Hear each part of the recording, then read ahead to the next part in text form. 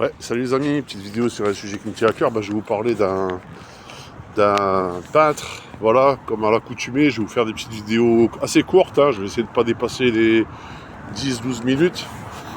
Et ce peintre, c'est Henri Rousseau. Voilà, plus connu sous le nom du douanier Rousseau.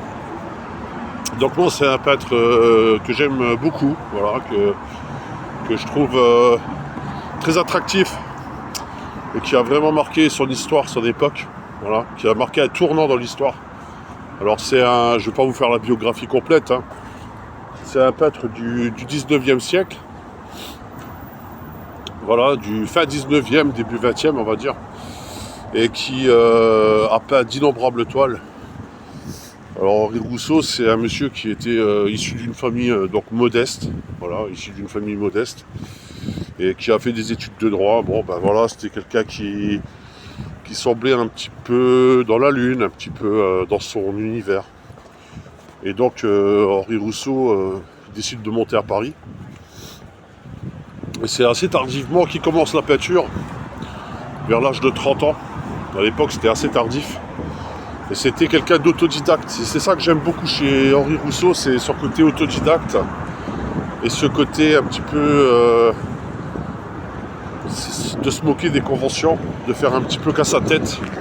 Et c'est ça qui lui a valu beaucoup de moqueries au salon des indépendants de Paris. Beaucoup de gens se moquaient de lui parce que ça dénotait complètement de ce qui se faisait à l'époque. Je pense notamment à Jérôme, le peintre, qui lui faisait des trucs. Voilà, c'était plus l'époque, on va dire, de l'an un petit peu empire et tout. Donc des trucs assez bien travaillés, chiadés, hyper réalistes et tout. Et lui, ça dénotait complètement dans les salons de peinture. Ce qui fait que ça générait de la moquerie. Voilà. Et comme beaucoup d'artistes précurseurs, c'est souvent des peintres qui ont travaillé pour la postérité, c'est-à-dire que son œuvre s'est fait connaître après sa mort, voilà, par des amateurs qui ont suivi son travail et qui ont décidé de faire connaître ses œuvres au grand public.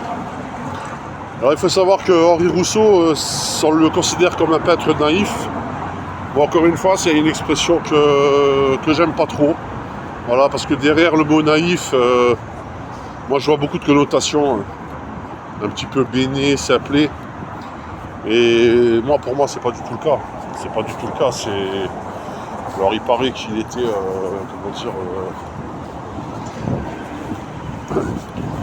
il faisait pas l'unanimité dans les salons parisiens. Mais il paraît que voilà, son œuvre elle est inspirée, on va dire, de jungles, d'animaux exotiques. Lui, il n'avait jamais voyagé. Voilà, il faut savoir que Henri Rousseau n'avait quasiment jamais voyagé et il faisait tout, on va dire, chez lui en quelque sorte. Et il s'inspirait beaucoup du jardin des plantes à Paris, voilà, ou du jardin d'histoire naturelle. Voilà, donc ça lui arrivait d'aller faire un tour là-bas et puis d'aller s'inspirer des animaux empaillés, des plantes, aller dans les eaux, par exemple le zoo de Vincennes, aller voir un petit peu les animaux. Et donc il mélangeait un petit peu tout ça, il faisait un petit peu à sa manière. Et j'aime beaucoup cette capacité qu'il avait de créer un univers, voilà, de générer un univers. Et c'est ce que j'aime beaucoup chez Henri Rousseau justement. Et c'est ce que beaucoup de gens ont aimé. C'est cette manière de mélanger les styles, donc tout est un petit peu mélangé, il n'y a pas vraiment de chronologie dans ce qu'il fait, de hiérarchie, tout est un petit peu... voilà, il va mettre un tigre, je sais pas comment dire, il va mettre un singe dans une certaine végétation, on se rend compte que ça n'a rien à voir, ou alors il va mettre un tigre quelque part qui n'a rien à voir non plus, donc c'est tout le temps un petit peu...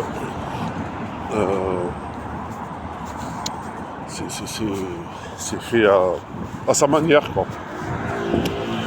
Voilà, donc Henri Rousseau, un peintre, pour moi, extraordinaire. Et d'une très grande qualité technique, quoi qu'on en dise, qui a beaucoup été critiqué pour le côté un petit peu naïf, justement. Alors bien sûr, après, il a peint un petit peu des scènes que j'aime un peu moins, hein, des scènes un petit peu plus la République et tout, là, quand il commence à mettre un petit peu la Tour Eiffel, les trucs comme ça j'aime un peu moins. C'est un petit peu trop chargé, on va dire, à mon goût, mais il y a certains tableaux qui sont vraiment magnifiques. Et il a vraiment marqué un tournant, on va dire, dans l'histoire de la peinture, parce que c'était vraiment un des premiers à faire ça. D'ailleurs, tu as beaucoup de peintres par la suite qui se sont inspirés. Alors, bien sûr, il a pas eu le succès qu'il méritait de son vivant, mais bon, il avait quand même suffisamment pour vivre, on va dire, suffisamment pour vivre, mais voilà, donc il recevait chez lui tout le gratin des artistes parisiens. Voilà, et il paraît que c'était quelqu'un de, voilà, assez simple, quoi, assez simple. Bon, voilà, qui se mettait pas trop en avant, quoi, qui travaillait, quoi. En fait, voilà, c'était l'artiste qui bossait. Donc il restait dans sa ligne directrice, il restait dans son délire. Il faisait ce qu'il avait à faire, que ça plaise ou non. Voilà, il se faisait critiquer. C'est ça que j'aime beaucoup, c'est ce côté, impassible, malgré la critique. Donc il est resté, lui, droit dans ses bottes, c'est-à-dire il a continué son œuvre, hein, que ça plaise ou non. Et ça a donné ce que ça a donné, le Douanier Rousseau. Voilà, œuvre unique, artiste à découvrir, ciao.